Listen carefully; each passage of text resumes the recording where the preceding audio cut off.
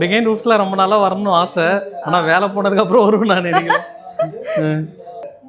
செல்வமணி அப்படின்றவங்க அவங்களுடைய இன்ஸ்டாகிராம் பேஜ்ல வீடியோ ஒன்று போஸ்ட் பண்ணிருக்காங்க. இந்த வீடியோல துபாயில இருக்காங்க, ஆயில் அண்ட் கேஸ் கம்பெனில வேலை பாக்குறாங்க. ஆனா இப்ப போர் சூழல் காரணமா எந்த ஒரு டிரான்ஸ்போர்டேஷனும் நடக்காததால அங்க இருக்கக்கூடிய வேலைகள் அப்படியே ஸ்டாப் ஆயிருக்கு. இதனால அங்க இருக்கக்கூடிய ஒர்க்கர்ஸ்க்கு மேலும் சம்பளம் கொடுக்க முடியாதுன்னு வெளிநாட்டினர் என்ன பண்ணிருக்காங்கன்னா, நீங்க போயிட்டு நாங்க கூப்பிடும் போது வாங்க அப்படின்ற மாதிரியே சொல்லி அனுப்பியிருக்காங்க. பிகைண்ட் ரூட்ஸ்லாம் நம்ம வீடியோ போடுவாங்க நாங்க எதிர்பார்க்கல.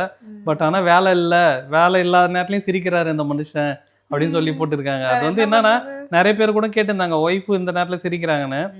இப்போ அந்த சொல்லுவாங்கல்ல, அழுகையினோட உச்சம் இல்லை சோகத்தினோட உச்சமே சிரிப்பு தான். அதுக்கு எடுத்த ஸ்டெப் என்ன பண்ணணுன்றது யோசிச்சுட்டு இருக்கும். என்னென்ன பண்ணணும், நெக்ஸ்ட் எப்படி வேலை தேடுறது, வேலை எப்படி கிடைக்குன்னு. வேலை கிடைச்ச பிறகு போடும் ஒரு வீடியோ. ஆமாம், வேலை கிடைச்சதுக்கு அப்புறம் கண்டிப்பாக வீடியோ போடும். ஏன்னா நான் வந்து பட்டிமன்றத்துக்கு போனப்போ ஒரு வீடியோ போட்டிருந்தேன். இந்த பட்டிமன்ற ஆடிஷனில் செலக்ட் ஆகிறேன், மதுரை முத்தையா பக்கத்தில் உட்காடுறேன், நான் வந்து பட்டிமன்றத்தில் பேசுகிறேன்னு.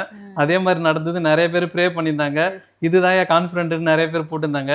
அதே மாதிரி எனக்கு கண்டிப்பாக கான்ஃபிடென்ட் இருக்குது. ஏன்னா 5 வருஷம் எக்ஸ்பீரியன்ஸ் இருக்குது இந்த ஃபீல்டில்.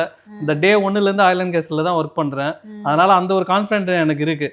கற்றுக்கின வேலை என்றைக்கும் மறக்க முடியாது இல்லை. ஸோ அதனால் வந்து கண்டிப்பாக வேலை கிடச்சிரும். வேலை கிடச்சதுக்கப்புறம் திரும்ப வீடியோ போடுவோம். ஆக்சுவலாக அந்த வீடியோ நாங்கள் எதுக்கு போட்டோன்னா, ஒரு ஃபேமிலிலையும் இதே சுச்சுவேஷன் தான் இப்போ நிலவிட்டு இருக்குது. அவங்க அதை வந்து எப்படி எடுத்துக்கணும், நாங்களே இதை எப்படி எடுத்துகிட்டு அடுத்த ஸ்டெப்புக்கு போகிறன்றதுக்கு அவங்களுக்கு ஒரு ரெஃபரன்ஸாக இருக்குன்றதுக்கு தான் இந்த வீடியோவை போட்டோமே. இந்த நேரத்தில் பிகைண்ட் ரூட்ஸுக்கு வந்து நன்றி. நிறைய பேருக்கு திரும்ப எங்களுடைய வீடியோ போய் ரீச் ஆகணும்னு சொல்லி அவங்க போட்டிருக்காங்க. அவங்களுக்கு இந்த நேரத்தில் நன்றி பிகைண்ட் ரூட்ஸுக்கு. என்னம்மா நிருபர் செல்வமணி வருது, அவனால ஏற்றுக்க முடியல. என் பேரை சொல்லிட்டாங்க திரும்ப.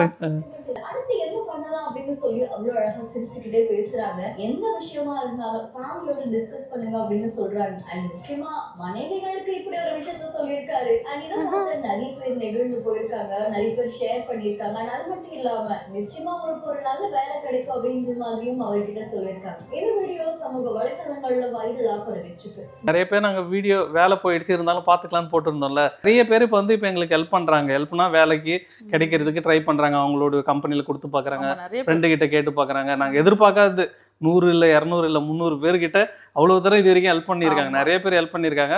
கண்டிப்பாக ஓப் இருக்குது, திரும்ப ஒரு வேலை கிடைக்கும். அவங்க மூலியமாவோ இல்லை யாரோ ஒரு ரெஃபரன்ஸ் மூலியமாவோ இல்லை ஒரு லிங்க் மூலியமாக கண்டிப்பாக எங்களுக்கு வேலை கிடைக்கின்ற நம்பிக்கை எனக்கு இருக்குது. வேலை கிடைச்சதுக்கப்புறம் திரும்ப ஒரு வீடியோ உங்களுக்கு கண்டிப்பாக போடுறோம். கண்டிப்பாக.